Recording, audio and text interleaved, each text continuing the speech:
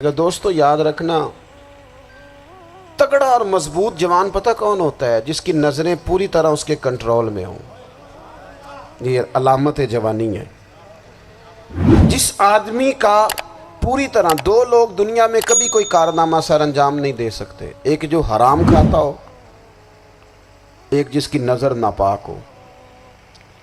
محمد بن قاسم جب یہاں آئے تھے نا،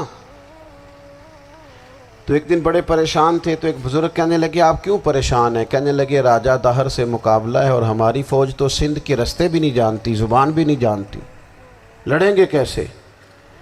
2-4 دن کے بعد ان بزرگوں کی دوبارہ محمد بن قاسم سے ملاقات ہوئی تو بڑے خوش تھے۔ کہا اب آپ کیوں خوش ہیں؟ کہنے لگے وہ میرا مقابلہ نہیں کر سکتا، میں نے تحقیق کر لی ہے۔ کہا کیوں؟ کہنے لگے نظر کا گندہ ہے، اور جو نظر کے گندے ہوتے ہیں وہ میدانوں میں ٹھہرا نہیں کرتے۔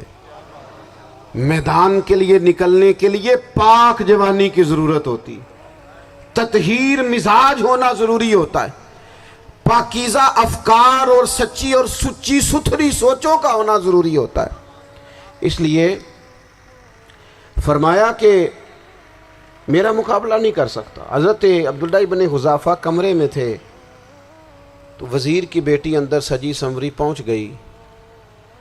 جیسے ہی آپ نے اس کفر کی چال کو دیکھا تو تیمم کر کے نفل شروع کیے۔ وہ ساری رات بیٹھی رہی، رب کا بندہ ساری رات عبادت کرتا رہا۔ عبادت بڑا سہارا ہے، مصلی بڑا سہارا ہے اللہ کے بندوں۔ صبح دروازہ کھولا، وزیر نے اپنی بچی سے پوچھنا چاہتا تھا رزلٹ کیا نکلا، تو وہ کہنے لگی پیچھے ہٹ جا، اب تیرا میرا تعلق کوئی نہیں، میں نے نبی پاک کا کلمہ پڑھ لیا۔ اس نے کہا میں نے بھی زمانہ دیکھا ہے، پر یہ کیا لوگ ہیں، کستوری کے بنے ہوئے، سندل سے دھلے ہوئے، کہ میں ساری رات کمرے میں رہی اور 100 اور 1000 آدمی جس جوان کا مقابلہ نہ کر سکے، اتنا طاقتور جوان کمرے میں رہا اور اس نے نظر اٹھا کے نہ دیکھا۔ او کچا رنگ للاری والا جڑا چڑھدا تے لیندا رہندا ہے، اے عشق تیرے دا رنگ محمد چڑھیا پھر نہیں لیندا۔ میں کہا ایک دفعہ نظر اٹھا کے نہیں دیکھا، کمال ہو گئی۔ اتنے بڑے لوگ، اتنی بڑی سعادت مندی، فیروز بختی، معاملہ فہمی حد ہو گئی۔ اللہ اکبر۔ دوستو بادشاہ جب پوری طرح ہار گیا نا، اس نے کہا مار دو۔ تیل گرم کیا ایک کڑاہی میں، اور جب آپ کو اس میں ڈالنے لگے تو آپ کی آنکھوں میں آنسو آ گئے۔ بادشاہ کا خیال ہوا شاید نرم ہو گئے ہیں، کہنے لگا روئے کیوں؟ فرمانے لگے سوچتا ہوں جان ہی ایک ہے، کتنا مزہ ہے اس کی راہ میں جان دینے کا، کتنی لذت ہے اس کے نام پر مرنے میں، کتنا لطف ہے۔ جے تو چڑھیا اتے دار بھی نہیں، تے جے تو وکیا عشق بازار بھی نہیں، تے ایڈا سستا سودا پیار بھی نہیں، تے ایڈا سستا لبدا یار بھی نہیں۔ کئی جنگل گانے پیندے نہیں، کئی دوزخ لنگنے پیندے نہیں، جے وہ اس ملوں بھی مل جاوے، ایدوں سستا ہور بپار بھی نہیں۔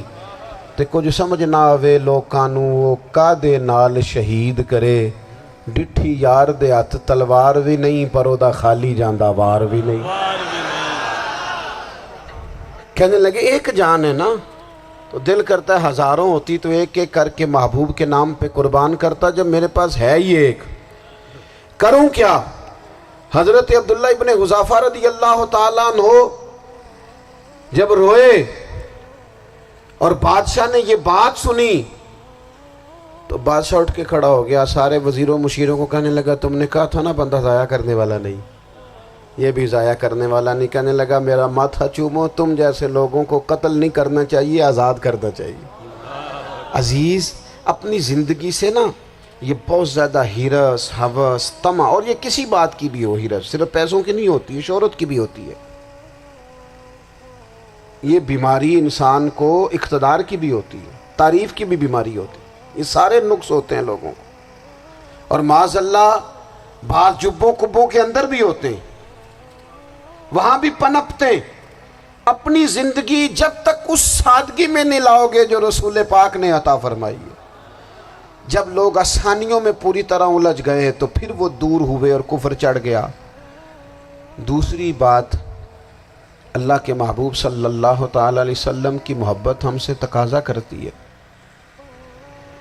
کہ ہم اس مشن کے لیے کام کریں جس مشن کے لیے رسول پاک نے کام فرمایا ہے۔ ہم سارے کام بڑے مضبوطی سے، سوچ سمجھ کے، تدبر سے، حکمت سے، تقاضوں کو مد نظر رکھتے ہوئے کرتے ہیں سارے کام۔ دین کے کام میں ہمارا مزاج نہیں ہوتا، او ہو جائے گا جی، آپ بسم اللہ پڑھیں جی، شروع کریں جی۔ آپ تقاضوں کو سمجھیں، چیزوں کو دبائیں نہیں، چیزوں پر غور کریں۔ کسی کے ذہن کی سطح پر سوال ابھرتا ہے، اس کا تسلی بخش جواب دیں۔ اپنی زندگی میں دین کے کام کے لیے اپنے آپ کو وقف کریں، اور دین کے کام کے بہت سارے پہلو ہیں۔ ہزاروں لوگوں کو قرآن پاک ٹھیک پڑھنا نہیں آتا، ہزارہا لوگ ہیں جو قرآن مجید کے مطالب سے آگاہ نہیں ہیں، دین کی بنیادی ضروریات سے لوگ نابلد ہیں۔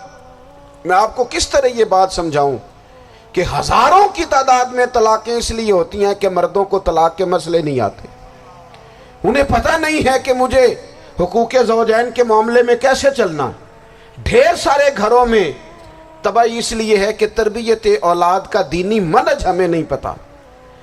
اپنا حصہ ملائیں دین کے کام میں۔ ایک آدمی کو اگر تو نمازی کرنے میں کامیاب ہو گیا، تیری زندگی بدل گئی۔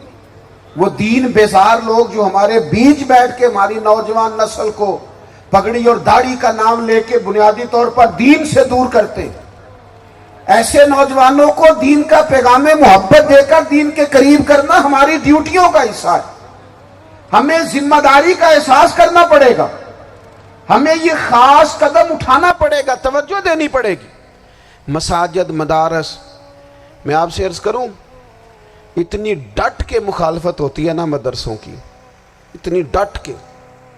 میں ادارہ چلاتا ہوں، اس کے چلانے میں جو مشکلات ہیں وہ تو ہم بتا نہیں سکتے آپ کو، اس لیے کہ میری قوم، میرا اس قوم سے تعلق ہے جو نعت خواں امیر کرنا چاہتی ہے، مدرسے نہیں۔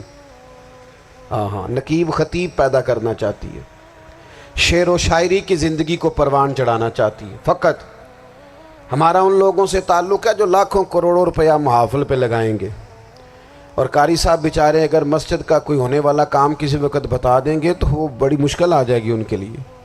یہ کیسے ہو سکتا ہے، آپ نے یہ ڈیوٹی بتا دی۔ مدارس، اور جتنا اہم رول دین کو پھیلانے میں مدارس اسلامیہ کا ہے، اتنی زبردست، لوگوں کا خیال ہوتا ہے میری طرح کے لوگ شاید کام کرتے ہیں، ڈیوٹی کرتے ہیں۔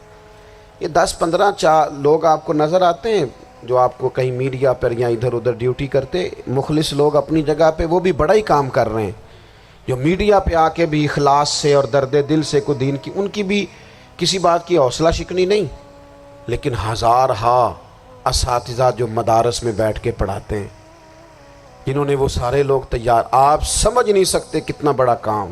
حفظ کا استاد جو ہوتا ہے نا، اس کی ڈیوٹی 24 گھنٹے ہوتی ہے، فجر سے پہلے، اور اس نے بچوں کو اٹھانا۔ تنخواہ تو ہم انہیں دینا نہیں نہ چاہتے جی، تنخواہ نہیں دے دی انہوں نے، ہمیں مولوی امیر نہ ہو جانا۔